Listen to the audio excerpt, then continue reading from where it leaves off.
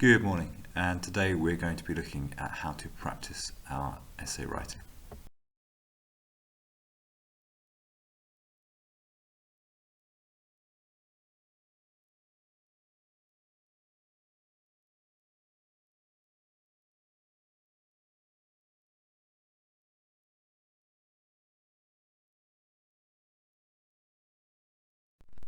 The aim of this session is to perfect your extended writing skills by focusing on both the knowledge needed and the structure required.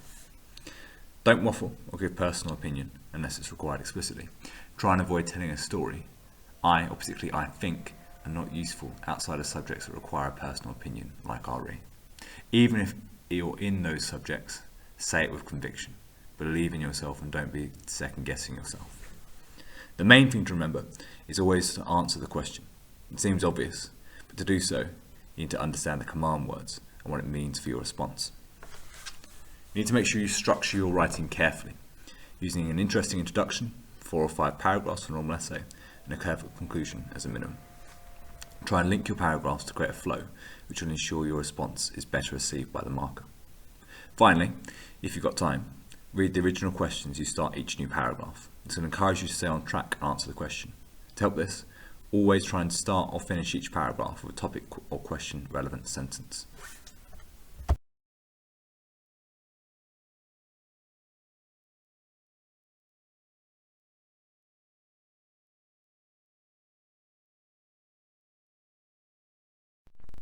We already know about command words from Gareth's past exam session, but for essay questions, they're particularly important.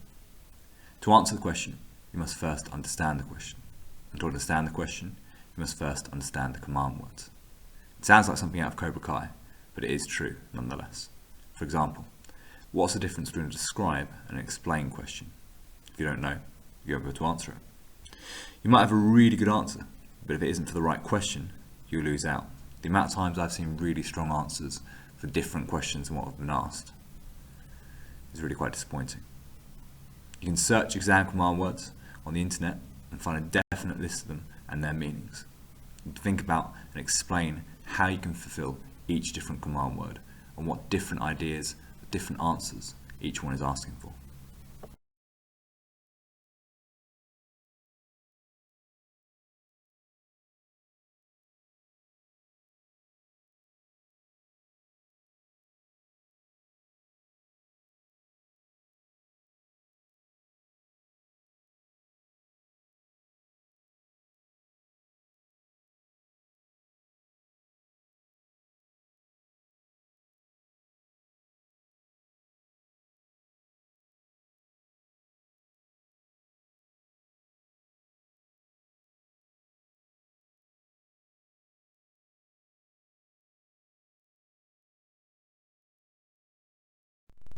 Similarly, it's really important not to drift off topic.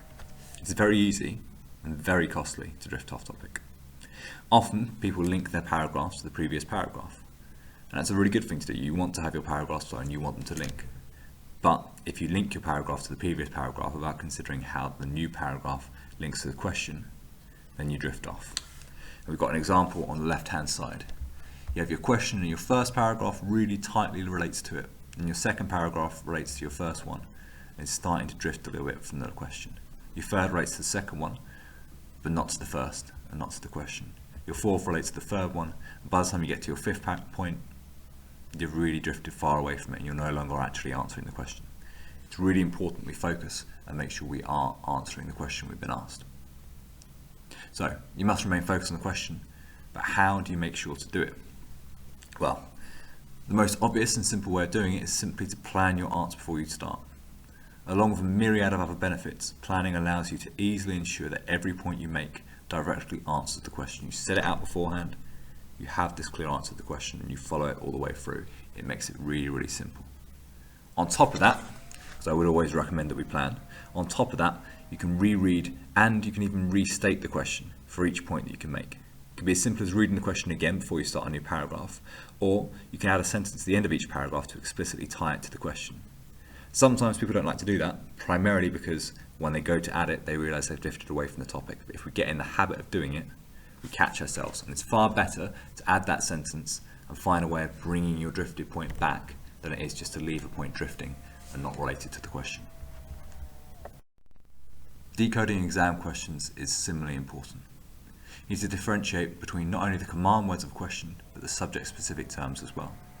You can have two different colours and highlight which is which. The words that fill neither of those often aren't particularly important and could even perhaps be ignored.